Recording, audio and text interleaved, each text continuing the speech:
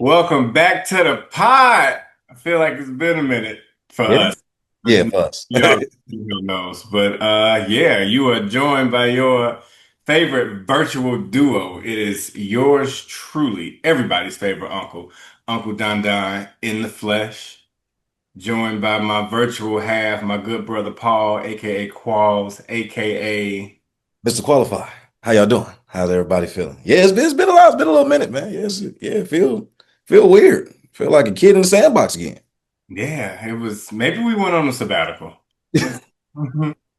Maybe that's what happened, you know. Maybe maybe we did. Those happen from time to time. Life has been life, and I got tired of ducking. I think I just got hit in the face a couple times, so I couldn't have be on camera with black eyes, you know. So Right. No, that's the thing. The first half of the year typically do that to you.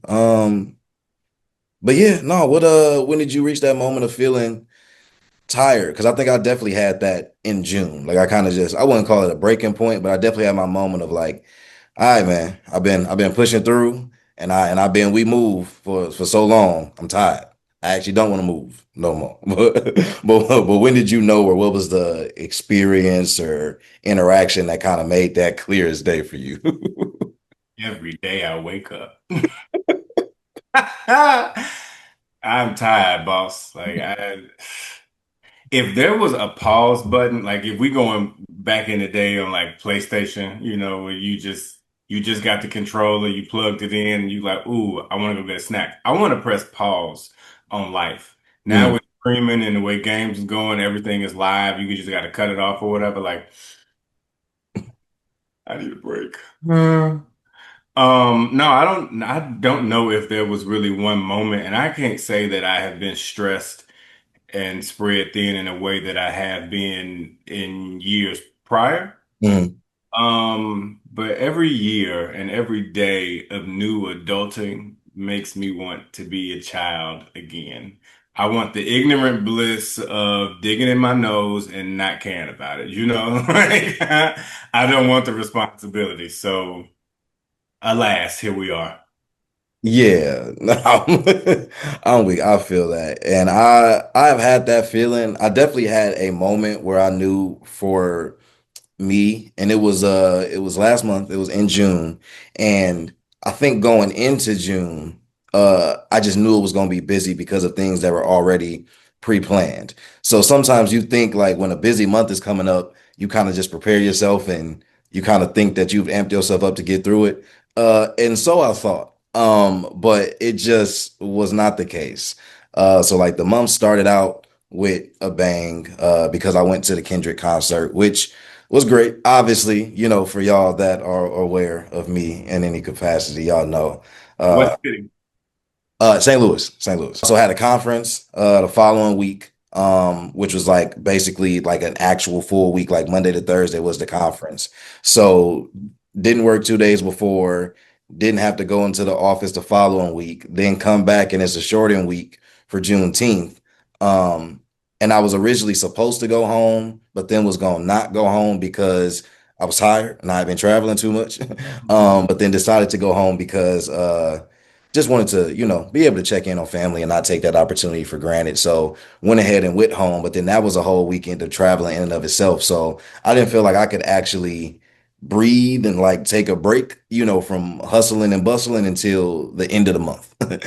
So that was kind of getting back from that trip was my moment of like, I don't got it. I don't got no more for you. I need 2 to 3 weeks to just get my bearings back, figure some things out and feel like I'm not running like a chicken with my head cut off. So definitely feel you on the tire. Overstood on the exhaustion. I've been using that ever since she said that. I just feel like it's so applicable.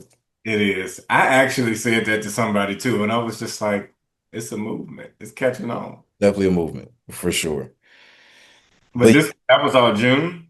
that was all June. That was all June. Yeah, I feel you on that.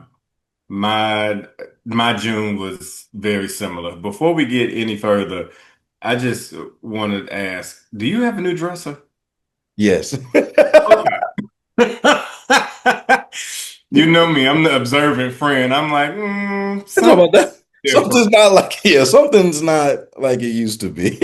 I know it's sun's out, guns out, so I ain't used to seeing the on camera. And you look very earthy right now. It's new dresser Keith Lee over here, but Definitely a new dresser. the whole time you was talking, I was like, good story, but back to dresser. Dresser is new, ain't it? See, June brings new things. Okay, but yeah, no, my June was pretty similar because it was full of adults. And so we talking about the first half of the year. I feel like everything for me got jam-packed into June because I'm not sure if we talked about my adulting woes off camera or not, but So I think. long story short, I had a crack in my tub. That uh, crack in my tub produced a soft spot like a baby's head. That soft spot revealed that there was a leak. That leak had some water damage, right? There's a leak in this old building, and this nigga had to move, okay? But so I was out of a bathroom for about a month. But yeah, well, that bathroom Right. specific. But what I thought was just gonna be like, oh yeah, I guess you just like get a new tub. First of all, didn't know how much tubs cost because I ain't never bought one. I started pricing them, and it was like $800, and I was like, damn, to bathe. But yeah, so I was like, okay, fine. I just get this. I would have to pay for labor, so I'm looking at like maybe $1,500 is what I assumed.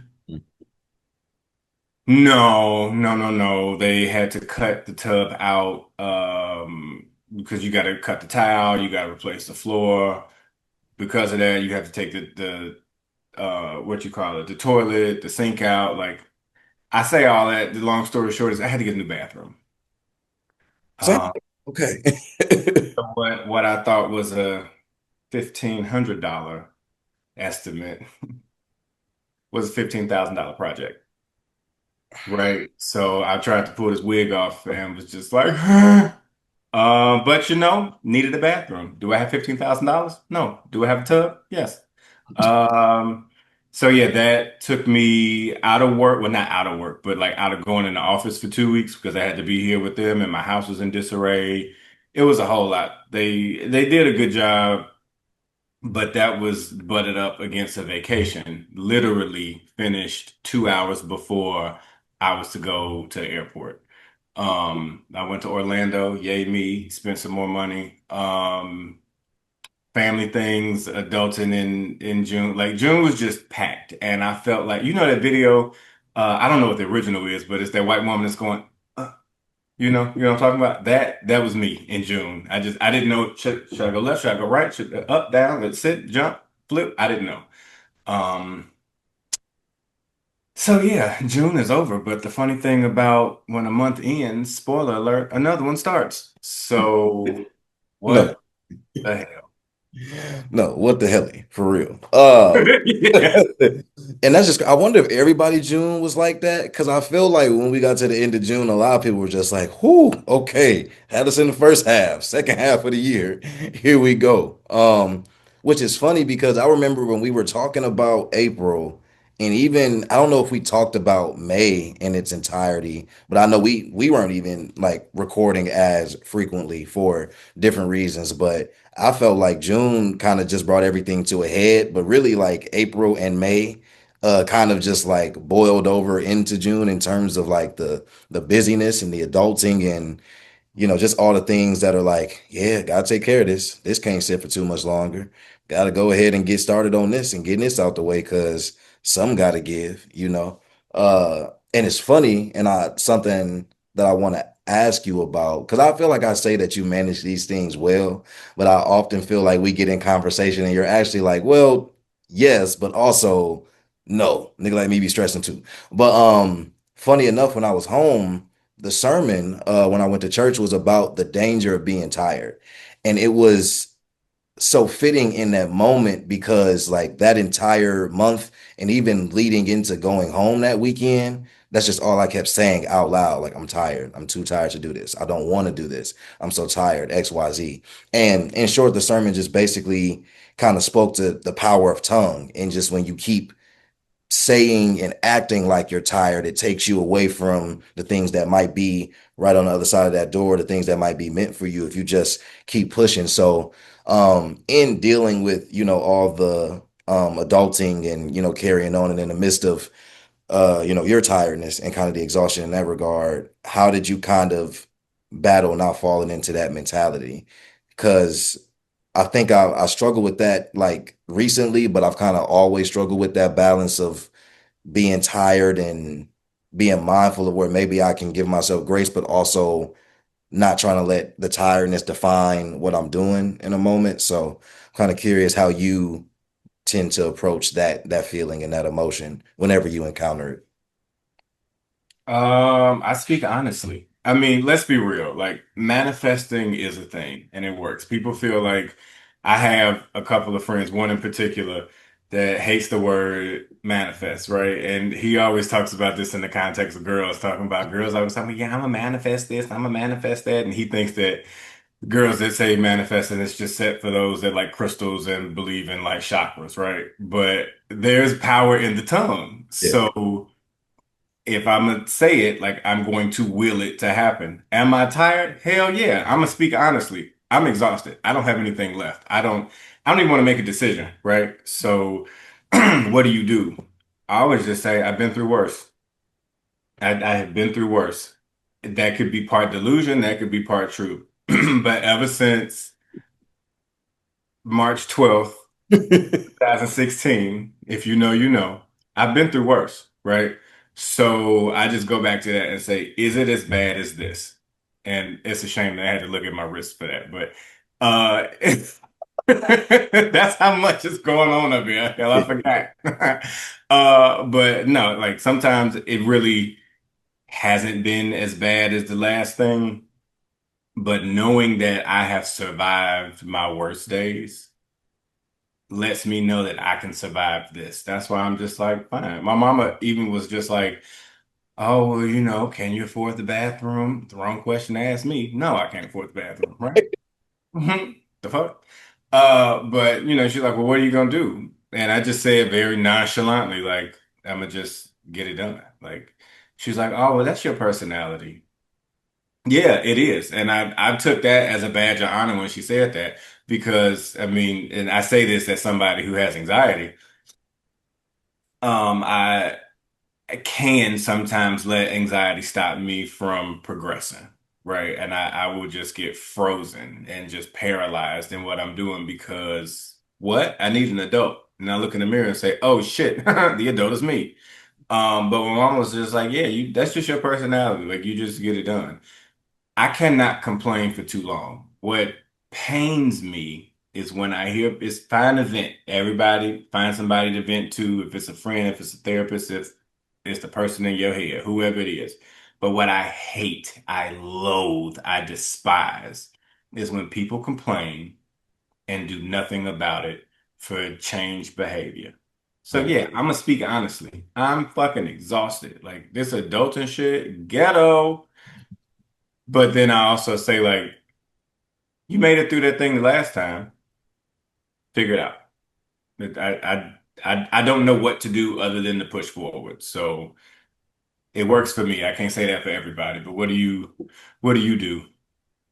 Um, I think I definitely been more in line with remembering that I've been through, worse. And I think that's the funny thing that I've learned about kind of like navigating life is that it can become really difficult, especially once you are in the trenches of adulting. It can become really difficult to look outside of the moment, look outside of your current situation because that current situation feels because it's kind of all you can feel in that moment, it feels like everything. And so you have to be intentional about reminding yourself of the other things that you have actually, made it through. So I I noticed for me, I do a lot of negative self-talk. Like there's a lot of times I just talk without a lot of optimism to myself in terms of the things that I know I have to deal with. And while I feel like I have a fighting spirit and I'm kind of similar in the way of like, well, I know I need to get things done. Funny enough, like to the mom point, because mom's gonna mom, that ain't never gonna stop. So they see you got something going on, and the one thing they love to do, they see you got something you gotta take care of, financially, and they're like, well, can you do that? Are you gonna be able to take care of it? No. No, mom, I'm not. But I mean, we gonna figure out a way. Something's gonna have to give. Like, I'm sorry I don't have a concrete 12-step plan for you on how this gonna make sense, and I'm gonna stay in the clear. Can't promise you that's gonna be the case. But I think just having to be better with, even just waking up. Like I notice like a lot of times I wake up and I'll start the day with like just negative talk. I'll start the day with like, I didn't get up and go to the gym. I'm already failing. Like that kind of starts the mentality. So really just trying to be better day in and day out of being intentional about changes I want to make. So like the gym, for example, if I want to be a morning gym person, just really pushing myself to do that and making that consistent and part of my routine versus something that is held over my head as a failure because it's not like I'm not going. I just want to go earlier in the day to make the end of my day easier, kind of deal. So I think that's what I've tried to be better at is just having some of that better self-talk so that can start to have a lasting impression the same way I feel like some of the negative self-talk has started to have a lasting impression in regards to the way I look at things. So that's kind of how I'm trying to be better at approaching it, but it's work. Yeah, it's definitely work. The two best gifts you can give yourself is free will and grace. Well, throw in the third one is permission, but that kind of goes to free will. Give yourself grace, and I'm saying this so I can listen to myself, but give yourself grace because, I too feel that I have not been as consistent with things and I could make some negative self-talk. Like I feel like I'm getting a little squishy, right? And that is what it is, right? I kind of have left the gym alone a little bit and then got this, relationship happy weight or whatever. And it's cool because I'm putting on some weight, but it's going to the wrong places. So I'm like, damn, I should have gone to the gym today. Or okay, cool. And then I get in my head, I'm like, I don't feel like it. I'm gonna just start tomorrow. And now I feel unmotivated and I'm lazy. Like, give yourself grace. Maybe you weren't supposed to go to the gym today. That doesn't mean that you can't go tomorrow. That doesn't mean that like you'll stop going forever. Because as adults, as humans, as people, we also have free will. So we can exercise that as we so choose. But I think in doing so, you give yourself permission to be. Yeah. So even though June was, as hellacious as it could be, like I'm giving myself permission to enjoy life. That's why I was just like, you know what? Hey, this bathroom, I gotta have a shower. I can't just outhouse this shit and be spraying myself in the backyard. So that's gonna get done, and I'm going to enjoy this vacation. Like this is I just need to separate. So those are my three gifts to myself this year. They did not come in a bowl. They did not come by Amazon delivery, but they are here and I'm going to enjoy them.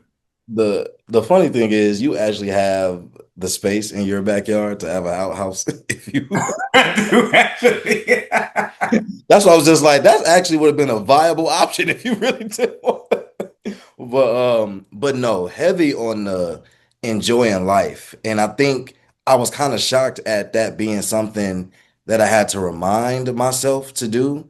And I guess it just kind of put in perspective that I feel like a lot of adults go through that. And I think sometimes with our parents, right? Like, I don't think your parents ever, well, they can, but like, and not that my mom ever said the opposite verbatim, but it was never kind of like the focus wasn't enjoy life. The focus was take care of business. Now that might have came with the caveat that you'll be able to enjoy life more or be more at peace with certain things if your Mhm. business is taken care of. But the Right. focus was never kind of like, no, like you have to enjoy these things. Like you don't want to take advantage, like you don't want to take for granted, opportunities that might be there just for life experiences. Um, there was a part of me that, was unsure if I was going to be able to do the Kendrick concert, but like that's my favorite artist. So I don't want to sit there and say every time, the man go on tour, I Mhm. just don't want to find a way to make it work if I can and just not have, that life experience. Something like going home. Like I don't think I've talked about it on here before. I know I've talked with you about it, but the condition that my grandma's in. Like, thankfully, it's not the worst that it could be, but it's not an ideal, situation either in regard to the condition that she's navigating and dealing with. So, and then the effect that that can have on, my mom as a primary caregiver and just the rest of the family and the other caregivers. It's like I feel that weight because I'm also not like with my family, like I'm not home often. So Mm. even trips like that, I had to look at not as a chore and not even so much as a responsibility, but I had the opportunity to go home and see them and spend some time with them and not taking that for granted. So yeah, the enjoying life part has been something I've tried to prioritize. I think it's so easy to focus on making it day to day and trying to take care of the big things that are in front of you, that sometimes just enjoying the fact that we get to do this day to day. While you might not be intentionally taking it for granted, it becomes easy to kind of forget the fact that moving around day to day and having the opportunity to do things is a blessing in of itself. So very heavy on that. But yeah, that was definitely a new revelation that was kind of it was a weird like juxtaposition, like realizing that I hadn't been enjoying life because I was so Mm. focused on trying to take care of business and be in a certain space of stability. Like I feel like I had to pick one almost, Yeah. which ain't fair to nobody, but I mean I feel like it's a real thing that people kind of battle, navigate, etc. Yeah. I mean, the reality is these things are real and they have impacts on our lives and consequences for our actions and stuff like that. But Alice said it best. I always shout out Alice. Like, we're on a floating rock. None of this shit matters. And the way that the world is going, we may not even be here in 30, 40, 50 years. So this is forcing me to get out of my anxiety, focused brain and in the future and being in the present. Like, I'm gonna just enjoy it for what it is, within reason, like life is too short and the world is far too big to just not enjoy it. So run it up. Let's just do what we can. Okay. I just want to have a good little time while everything else is crumbling around me.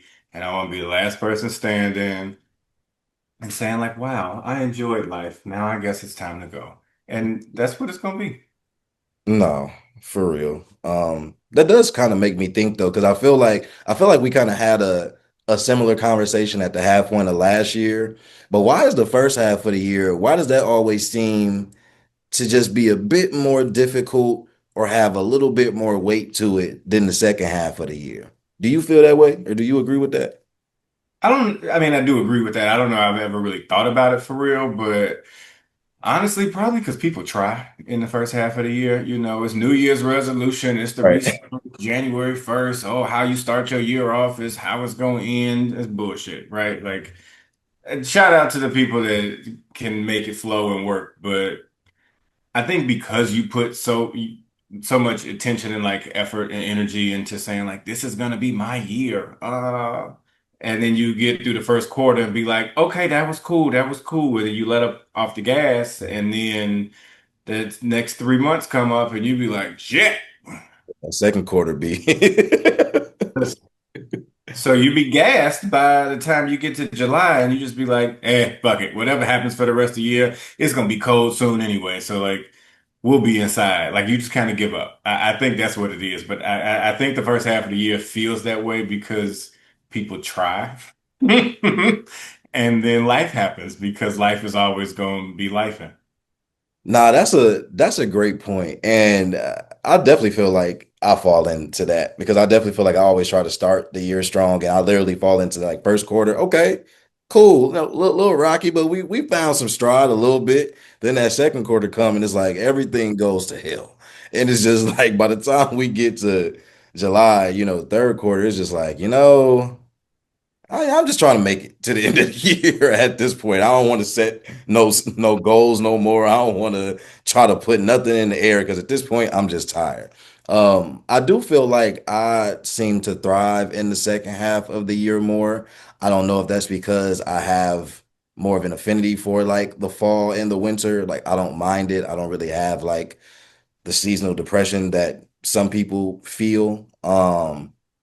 So in a lot of ways, I feel like I kind of anticipate that, and that's when I'm usually, ironically, like my most productive is like kind Mhm. of late summer into fall. But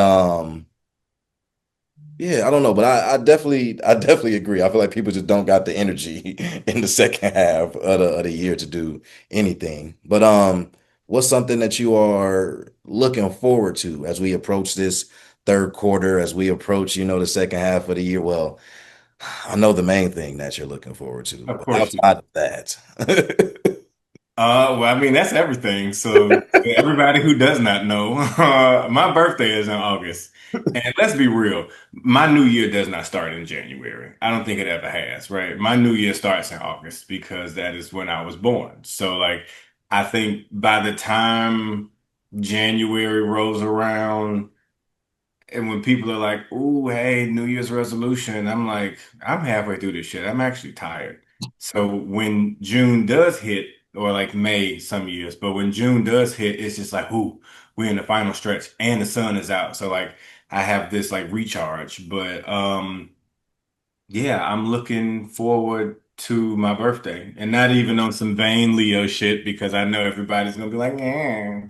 Um but no, I'm about to be 35, right? And I'm so very excited about 35. It sounds grown, it feels grown, it looks sexy. Like I'm all here for it. So I'm ready for everything that will be a byproduct of that, even the bad. Oh Lord, don't listen to me too closely, but like even that, I feel like I would be more equipped to navigate Hmm. in a way that I haven't before. Like, knock on wood, I don't know, touch black, throw salt or something. But like my health is better than it has ever been. My money, it ain't funny as, it used to be. It might chuckle here and there, because I got this bathroom, but like that's good. Found love in a hopeless fucking place, right? So like everything is starting to fall in line for me. So what am I looking forward to? Everything that comes with 35. That's real and that's valid. I think like it's further, but I think in a weird way, I feel the same about 30. I feel like it hasn't been the case the entire year. Like it's been on my mind, but it hasn't been the driving force. But Wait like till that, October. huh? Yeah, well, Wait yeah, till October. Once that hits, you can be like, ooh, okay. yeah. Like right now, it's still kind of fun, right? You know what I'm saying? Like I'm trying to figure out. The only weird thing is been trying to figure out like how and who I want to celebrate my birthday with. And not so much that the who is like a glaring question, but Mm, it's like I don't know if I know I want to celebrate, but I don't know how much of a celebration I want to make it because I don't know how much work I want to create for myself to try to plan this thing. And so it's just like, but I know I never do it. And I know that I never would do it unless for a milestone like this. So it's mm. kind of like I'm trying to just push myself into that and try to not have that be stressful. But I can definitely tell this second half of the year is going to be kind of driven by the idea that I am fastly approaching it. And it's more anxiety and excitement than it is fear, but it's still kind of like the jittery kind of like, well, what's gonna happen next? Like, what does it mean when I'm officially on that other side? So yeah, we're gonna see. But I don't know. I'm excited nonetheless. There's a lot of other reasons to be excited, but that's kind of the main driving force right now, for sure. I will quickly add to this too. Shout out to manifesting because I'm going to will this to be true. Another thing that I'm looking forward to is where I go and grow professionally. There is a magnet right here. It's just like Iron Man, right? It's something right here in my chest that is drawing me somewhere, and I don't know where I'm going, but I just feel a shift in the atmosphere, and I think a professional opportunity might be coming along post 35. Mm, Um, and I've applied to literally over 100 jobs in the last 2 months. mm. Every single one of them has been a no. Not even a first interview, right? So I'm like, all right, let me figure out what's missing in my toolkit. So I feel like something is gonna shift, but I am looking forward to that because I don't know, I like doing different shit. So I think a change might be coming. No, that's real. And I can wrap it up with saying that like that was actually the like other things that I was referring to because I feel like I'm in this, and I might have talked about it on here before, but I feel like I'm in this space where I'm finally like in the trenches of the profession that I actually want to be in. So the next move doesn't feel as difficult or as distant anymore. Like I now feel like I'm I'm at the right bottom of the food chain to start, working my way up. And I know that like getting licensed in the mental health field in some capacity, whether that ends up being as a professional counselor, mental health professional, as a social worker, whichever one it ends up being, I know that that is very much on the horizon for me as well. And I really feel like that will truly unlock whatever is next for me. So being excited and also accepting that I'm not late. For so long, I thought I was so late to this party of like what I was supposed to be doing professionally. So to kind of be in a space and have had some interactions to understand that I'm still like just getting started and in my field, like I'm a unicorn, like I kind of understood that, but it wasn't until I was around other people and around other, women even in the field and having that kind of affirmation of no, like you have to stay and figure out your place, like because y'all are, as black men in mental health, y'all are unicorns in this space. That was like really like invigorating for me. Like it really lit the fire again of like why I've always been passionate about the work, but I guess just kind of having that affirmation and being affirmed in the sense of people even seeing it in me, even though I haven't done what I think needs to be done to gain, respect or have the experience to gain respect. Um, Mhm. I'm excited for what the future holds now that I can kind of really put my head down and maybe not with a set destination, but just knowing that there are endless opportunities ahead. So that's really exciting too. So I'm trying to take that excitement into this this next decade that feels grown, that feels more polished, that feels more equipped, like all the things that you said. So yeah, that in and of itself is a really good and positive feeling. So just trying to maintain that for real. Yeah. As Don's closing thoughts, and somebody who also identifies as a unicorn, know that every opportunity that you have and every bit of success or accomplishment that comes along, you are on time for. Mm. It wasn't meant to happen before. You might have had the interest, you might have had the desire, you might have even been told no, but everything that comes to you and you accomplish, you are on time for. Speaking as your friend, you be late for everything else. Yeah, yeah, You in be late. fairness, agreed, I agreed. know a clock hate to see you coming, but everything that you accomplish, you were on time for. So Indeed. No, you had fun with it.